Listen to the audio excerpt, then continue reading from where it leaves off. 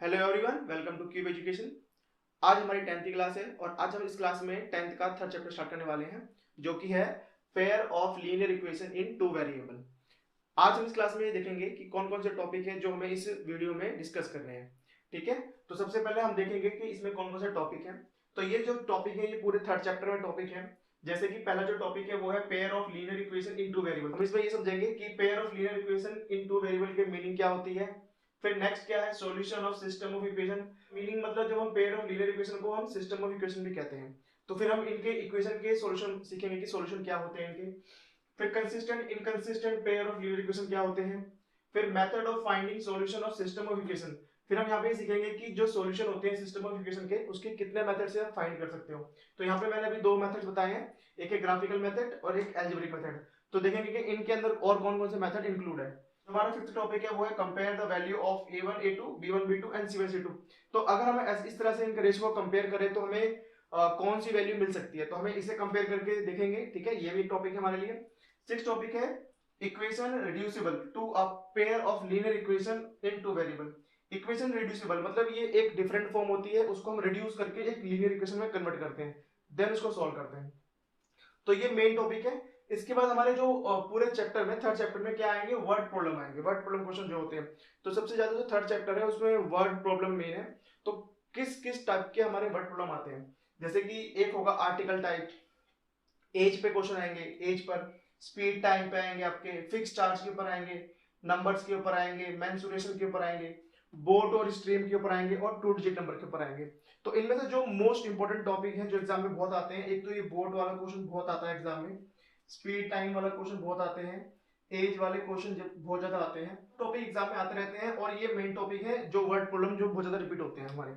ठीक है, और लास्ट जो हमारा टॉपिक है some special type of question, मतलब कुछ स्पेशल फॉर्म होती है उनको कि उनके कुछ स्पेशल टाइप्स होते हैं, तो वो हम एक टॉपिक में डिस्कस करेंगे। तो ये पूरा टॉपिक है जो हम थर्ड चैप्टर में डिस्कस करने वाले हैं। अब सबसे पहले हम बात करते हैं पहले टॉपिक की, जो है pair of linear equation in two variable. अब जैसे कि हमने नाइन्थ क्लास में भी ये टॉपिक पढ़ा हुआ है, बट नाइन्थ क्लास में ये टॉपिक खाली इतना था, linear equation in two variable. वो चैप्टर नंबर उस टाइम हमारे नाइन्थ क्लास में ये चैप्टर नंबर थर्ड था। तो उस नाइन्थ क्लास में हमने क्या क्या सीखा था कि भाई pair of linear equation of two variable क्या होता है। तो हमने उसकी स्टैंडर्ड फॉर्म सीखी थी कि जैसे कि अगर कोई equation A X plus B Y plus C equal to zero, और जिसमें A one B one and C one क्या थे, रियल नंबर थे, क्या थे, रियल नंबर्स थे।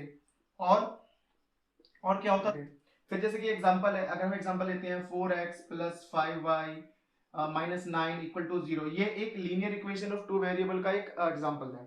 फिर इसमें पूछा जाता है कि a बताइए, तो उसमें बता देते हैं a 4 है, b 5 है और c माइनस 9 है। इस तरह से हमें कंपेयर करके हमें उनके abc की वैल्यू थी, हमें फाइंड करनी होती थी abc की वैल्यू।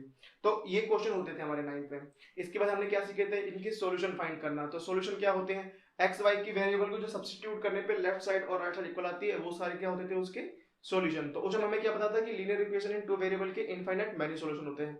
उसके बाद हमने उनके सॉल्यूशन फाइंड करने के बाद हमने उनका ग्राफिकल रिप्रेजेंटेशन देखा था। तो linear equation in two variable का ग्राफिकल रिप्रेजेंटेशन क्या था, एक हमेशा स्ट्रेट लाइन आती थी। तो जब भी आप इसकी पॉइंट प्लॉट करके ग्राफ पे प्लॉट करते थे, तो जो भी पॉइंट आप बनाते थे वो सारे क्या थे, इसके ग्राफिकल सॉल्यूशन होता था, वो एक स्ट्रेट लाइन बनाता था। तो ये हमने 9th क्लास में डिस्कस कर चुके हैं। तो हमने उसमें क्या सीखा था, लीनियर इक्वेशन टू वेरिएबल के कितने सॉल्यूशन होते हैं, इनफाइनाइट मैनी सॉल्यूशन होते हैं। उसका ग्राफ कैसा होता है, उसका उसका ग्राफ हमेशा एक स्ट्रेट लाइन होता है। तो ये कुछ चीजें जो हमने 9th क्लास में डिस्कस करी थी। तो अब हमें क्या डिस्कस करना है, अब यहाँ पे जो डिस्कशन होगा वो होगा पेयर ऑफ लीनियर इक्वेशन, कि भाई pair of linear equation of two variable क्या होते हैं। तो आज का जो मेन टॉपिक है वो है हमारा pair of linear equation in two variable. तो पहले इसकी मीनिंग क्या होती है। तो सिंपल मीनिंग क्या है, two linear equation in the same two variable. तो जब हमारे पास टू लीनियर इक्वेशन होगी, कैसे, सेम वेरिएबल के, मतलब जैसे अभी हमारे पास एक ही लीनियर इक्वेशन होता था, अब अगर हम एक साथ दो linear equation of two variable को डिस्कस करते हैं, then are called a pair of linear equation two variable. मतलब अब हम एक साथ दो लीनियर पेयर को डिस्कस करेंगे। तो जब दो पेयर ऑफ लीनियर इक्वेशन एक साथ हम डिस्कस करते हैं, उसी को क्या बोलते हैं, pair of linear equation in two variable. Pair का मतलब ये कि एक साथ दो डिस्कस होंगे। ठीक है, तो यहाँ पे देखो सबसे पहले इसकी जनरल फॉर्म देखते हैं। जनरल फॉर्म क्या, इसकी general form a pair of linear equation two variable.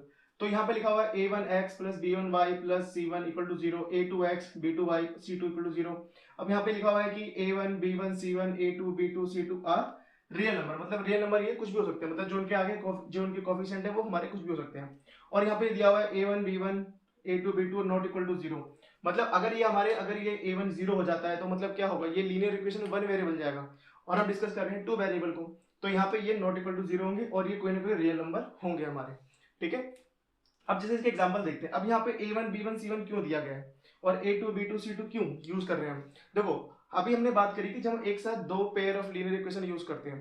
Suppose करो मेरे पास एग्जांपल है किसका, कि आप कोई भी एग्जांपल ले लो, 5x minus 3y 4 equal to 0, 7x plus 9y और माइनस का 2 इक्वल टू 0। तो अब हमारे पास जो क्वेश्चन आएंगे वो इस पेयर में आएंगे, मतलब लीनियर इक्वेशन टू वेरिएबल है और ये भी लीनियर इक्वेशन टू वेरिएबल है। अब दोनों सेम है, हम पहले एबीसी फाइंड करते थे, तो इसके आगे जो होते हैं वो भी एबीसी होते हैं और इसके आगे जो कोफिशिएंट होते हैं वो भी एबीसी होते हैं। तो डिफरेंट तरीके से रिप्रेजेंट करने के लिए हम a1 b1 c1 यूज करते हैं। तो अगर मैं आपसे पूछूं कि मुझे a1 b1 c1 बताओ, तो अगर आप बताओगे कि इसमें a1 क्या है, तो आप बोलोगे सर a1 तो 5 है, b1 की बात कितनी करोगे, b1 है साइन के साथ 3 माइनस का 3, और c1 कितना है आपके पास, c1 है 4। इसी तरह से अगर आपसे a2 पूछा जाए तो a2 क्या होता है 7, b2 क्या होता है 9 और c2 कितना है आपका -2। तो बस यही है आपकी pair of linear equation two variable, जहां पे हम पहले एक इक्वेशन को डिस्कस करते थे, अब एक साथ दो पेयर को डिस्कस करेंगे, ठीक है। तो हम दो लीनियर इक्वेशन टू वेरिएबल को एक साथ यूज करते हैं तो उन्हीं को क्या बोलते हैं, pair of linear equation two variable, ठीक है। और जो इनके आगे जो कोफिशिएंट होते हैं अब इनको बोलते हैं a1 b1 c1 a2 b2 c2, जिससे कि ये डिफरेंस पता लगे कि ये फर्स्ट इक्वेशन के कोफिशिएंट है और ये सेकंड के कोफिशिएंट है। अगर हम दोनों के नाम एबीसी देंगे कंफ्यूज रहेंगे कि किसका कोफिशिएंट यूज कर रहे हैं, ठीक है। तो इसी को कहते हैं हम pair of linear equation of two variable, ठीक है। चलिए अब डिस्कस करते हैं solution of system of equation. चलिए अब सेकंड टॉपिक डिस्कस करते हैं solution of system of equation. अब हमने यहाँ लिखा हुआ है solution of system of equation, तो यहाँ पे सॉल्यूशन का मीनिंग क्या होता है कि सिस्टम ऑफ इक्वेशन की सॉल्यूशन का मीनिंग क्या है।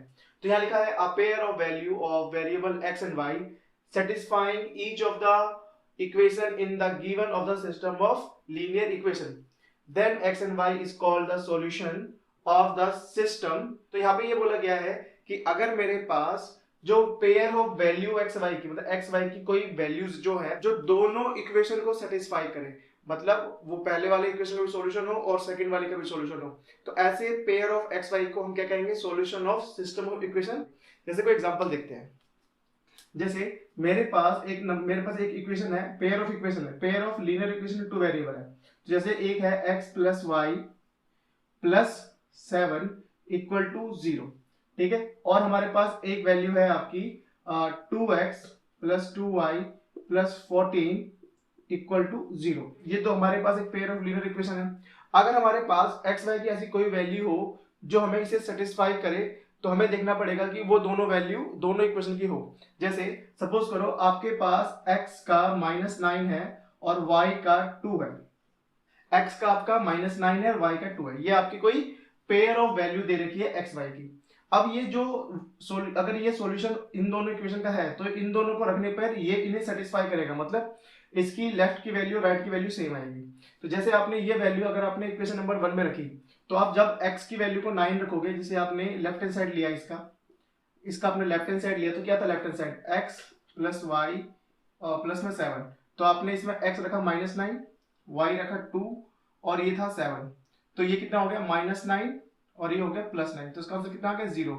और राइट हैंड साइड का आंसर भी क्या था, तो 0, तो इसकी लेफ्ट और राइट कैसे होगी, इसकी left side right side equal होगी, मतलब ये पॉइंट इस इक्वेशन के सॉल्यूशन है। तो अब हमें देखने पड़ेंगे कि ये इसका सॉल्यूशन भी है, तो आप इसका भी लेफ्ट हैंड साइड ले लोगे, तो लेफ्ट हैंड साइड क्या है 2x 2y प्लस 14, तो आपने इसे 2 से मल्टीप्लाई करा, 2 इंटू -9 2 इंटू 2 और प्लस 14, तो ये कितना हो गया 2 9 18 2 2 4 14 था आपके पास, ठीक है। तो ये कितना हो गया -18 प्लस 18, तो आंसर कितना आ गया 0, और इसका राइट हैंड साइड भी कितना था 0 था, तो ये क्या हो गया left hand side equals to right hand side. तो यहाँ पे क्या था, अ पेयर ऑफ वैल्यू किसकी, the variable of x and y which satisfy the both equation. ये जो वैल्यू है इसको भी सेटिस्फाई कर रही है और इसको भी सेटिस्फाई कर रही है, तो हम कह सकते हैं कि ये क्या है, हम कह सकते हैं कि x इक्वल्स टू -9 और y equals to 2 is a solution of system of equation. ठीक है, तो solution of linear equation of two variable क्या होती है? A pair of value of x and y which satisfy the both equation. मतलब ऐसी value जो दोनों को सेटिस्फाई करे। सेटिस्फाई की मीनिंग क्या होगी? यहाँ पर सब्स्टिट्यूट करने पे, एक्स वाई की सब्स्टिट्यूट करने पे वही वैल्यू वाली चीज जो राइट साइड में हो। जैसे यहाँ पे राइट साइड में 0 है तो हमारा राइट साइड में 0 आ रहा है, तो जो दोनों को सेटिस्फाई करे वही क्या हमारे solution of system of equation. तो ये था आपकी solution of system of equation की मीनिंग। अब आपका जो नेक्स्ट टॉपिक है वो है consistent and inconsistent pair of linear equation. तो हम यहाँ पर डिस्कस कर लेते हैं। तो पहला क्या है? Consistent pair of linear equation. तो consistent pair of linear equation कौन से होते हैं? तो लिखा a pair of linear equations is said to be consistent if it has at least, यहाँ पे ध्यान देना, यहाँ लिखा है एट लीस्ट वन सॉल्यूशन। तो अभी हम जैसे डिस्कस करके आए कि सॉल्यूशन क्या होते हैं, तो ये कह रहा है अगर हमारे पास कोई पेयर ऑफ लीनियर इक्वेशन है, जैसे ये पेयर ऑफ लीनियर इक्वेशन है, इसके एटलीस्ट वन सॉल्यूशन भी हो, मतलब एटलीस्ट का मतलब एक या एक से ज्यादा हो सकते हैं। ठीक है, तो अगर उसके कम से कम एक सॉल्यूशन भी होंगे तो हम कहेंगे कि वो क्या है? Consistent pair of linear equation है। तो जैसे इसका एक सॉल्यूशन ये है तो हम कह सकते हैं ये क्या है? एक consistent pair of linear equation है। तो ये होता है कंसिस्टेंट के मीनिंग। तो हम सिंपल सी बात कर सकते हैं, अगर किसी पेयर ऑफ लीनियर इक्वेशन के एटलीस्ट वन सॉल्यूशन है तो वो कंसिस्टेंट है। नेक्स्ट है inconsistent pair of linear equation। तो a pair of linear equations is said to be inconsistent if it has no solution। मतलब अगर हमारे पास कोई पेयर ऑफ इक्वेशन है और ऐसा कोई वेरिएबल ही नहीं मिला, हमें वेरिएबल की वैल्यू नहीं मिली जो दोनों को सेटिस्फाई करती हो, तो हम कह सकते हैं कि वो क्या होगा? एक inconsistent pair of linear equation. अब यहां से हमें थोड़ा आइडिया मिलने लगा है कि कंसिस्टेंट और इनकंसिस्टेंट कि जब हम आगे डिस्कस करेंगे तो जो हमारे जो सॉल्यूशन होते हैं, मे बी वहां पे सॉल्यूशन एग्जिस्ट करेंगे, मे बी वहां पे वन सॉल्यूशन हो और मे बी वहां इनफाइनाइट मैनी सॉल्यूशन हो। तो यहाँ से हमें एक आइडिया मिलता है कि linear equation of two variable में जब हम पेयर की बात करते हैं तो पेयर में सॉल्यूशन कितने तरह से हो सकते हैं। या तो हमारे पास एक सॉल्यूशन होंगे, मतलब जिसे हम कहेंगे यूनिक सॉल्यूशन, या तो हमारे पास इनफाइनाइट मैनी सॉल्यूशन होंगे, या हमारे पास नो सॉल्यूशन होंगे। तो आगे देखते हैं कि कैसे हम डिस्कस करेंगे कि इसमें कितने टाइप्स ऑफ सॉल्यूशन होते हैं। हमारा नेक्स्ट टॉपिक है method of finding solution of system of equation. तो अब हम इस टॉपिक को डिस्कस करते हैं। तो यहाँ पे जैसे मैंने लिखा हुआ है methods of finding solution of system of equation. अब हमारे पास solution of system of equation को सॉल्व करने के कितने मेथड्स हैं थर्ड चैप्टर में। तो यहाँ पे आपको मैंने यहाँ दो मेन मेथड जो बताए हैं वो है ग्राफिकल मेथड और एल्जेब्रिक मेथड। तो ग्राफिकल मेथड में हम क्या करेंगे? ग्राफिकल मेथड में हमारे पे जो पेयर ऑफ लीनियर इक्वेशन होंगी हम उनको ग्राफ प्लॉट करेंगे ग्राफ पर, और उनकी जो different different pairs of lines आएंगी। अब हमारे पास अगर दो लाइनें हैं तो दो लाइनों का ग्राफ कैसे हो सकता है? या तो लाइनें होंगी पैरेलल जो एक दूसरे लाइन को कभी इंटरसेक्ट नहीं करेगी, या लाइनें होंगी इंटरसेक्टिंग जो एक पॉइंट पे इंटरसेक्ट करेगी, या लाइन होगी कोइंसिडेंट। ऐसे हम ग्राफिकली रिप्रेजेंटेशन देखेंगे। ठीक है, तो ग्राफिकल मेथड में हमें क्या करना होगा? ग्राफ पेपर पर दोनों पेयर ऑफ लीनियर इक्वेशन के ग्राफ बनाने हैं और उनके सॉल्यूशन को देखेंगे फिर हम। अब एल्जेब्रिक मेथड है। एल्जेब्रिक मेथड में तीन डिफरेंट मेथड यूज करेंगे हम सॉल्व करने के लिए। जैसे कि हम एक यूज करेंगे सब्स्टिट्यूशन मेथड। सब्स्टिट्यूशन मेथड में हमारे पास पेयर ऑफ इक्वेशन होगी, उसमें से हम किसी एक वेरिएबल की वैल्यू निकालकर सेकंड इक्वेशन में सब्स्टिट्यूट कर देंगे, देन वहां से हमारे पास वेरिएबल की वैल्यू आ जाएगी। सेकंड में एलिमिनेशन मेथड है। एलिमिनेशन में हम दोनों में से किसी इक्वेशन की कोफिशिएंट सेम करके उन्हें एलिमिनेट करेंगे। और एक है क्रॉस मल्टीप्लिकेशन मेथड। तो इस तरह से आपके पास एल्जेब्रिक मेथड में हमारे पास कितने मेथड है? तीन, और एक है ग्राफिकल मेथड। तो हमारे पास टोटल कितने मेथड है?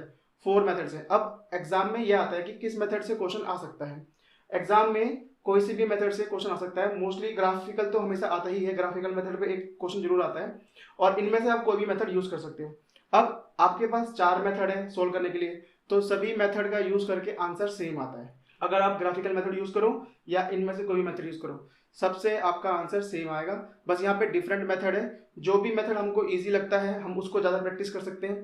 ठीक है, तो ये क्या है? ये हमारे मेथड्स हैं जो हमें पूरे थर्ड चैप्टर में डिस्कस करने हैं। तो आज की क्लास में हम ये हमारा जो बेसिक कॉन्सेप्ट था आज हमने क्लास में ये डिस्कस करा कि pair of linear equation of two variable क्या होते हैं। जब हमें एक साथ pair of linear equation of two variable को डिस्कस करते हैं उन्हीं को क्या बोलते हैं? Pair of linear equation two variable. फिर हमने देखा सॉल्यूशन क्या होते हैं। तो ऐसे एक्स वाई के पेयर जो दोनों को सेटिस्फाई करे वही क्या होते हैं? उनके solution of system of equation बोले या solution of pair of linear equation बोले। फिर कंसिस्टेंट इनकंसिस्टेंट क्या होते हैं? अगर हमारे पास एटलीस्ट वन सॉल्यूशन है तो वो कंसिस्टेंट होगा, अगर हमारे पास नो सॉल्यूशन है तो हम बोलेंगे वो inconsistent pair of linear equation है। और कितने मेथड होते हैं हमारे पास? मेनली 2 मेथड होते हैं, एक है ग्राफिकल मेथड, दूसरा है एल्जेब्रिक मेथड। और एल्जेब्रिक मेथड में हमारे 3 मेथड आते हैं, सब्स्टिट्यूशन, एलिमिनेशन और क्रॉस मल्टीप्लिकेशन। तो ये था आपका थर्ड चैप्टर का बेसिक कॉन्सेप्ट। नेक्स्ट क्लास से हम एक्सरसाइज वाइज एक एक एक्सरसाइज करके कंप्लीट करते रहेंगे और हर एक्सरसाइज में एक टॉपिक को डिस्कस किया गया है। जैसे कि अगर हम एक्सरसाइज 3.1 3.2 को देखें तो उसमें ग्राफिकल मेथड का डिस्कस किया गया है, और आगे की एक्सरसाइज जैसे ये 3.3 3.4 3.5 में और 3.6 में ये जो रिड्यूसिबल फॉर्म है ये डिस्कस किया। मतलब हर एक्सरसाइज किसी न किसी मेथड्स पे डिपेंड है। तो आगे आगे की क्लासों में हम एक्सरसाइज कंप्लीट करते रहेंगे। और अगर आपने अभी तक फर्स्ट चैप्टर या सेकंड चैप्टर की अभी कोई भी प्रीवियस वीडियो नहीं देखी है, सारी क्लासेस अपलोड कर रखी हैं, वहाँ पे आप जाकर आपके फर्स्ट चैप्टर और सेकंड चैप्टर कंप्लीट कर सकते हैं। ठीक है, और आप घर पे प्रैक्टिस करते रहिए और जितना प्रैक्टिस करेंगे आपको उतना समझ में आएगा। ठीक है, तो मिलते हैं नेक्स्ट क्लास में, तब तक के लिए बाय, टेक केयर।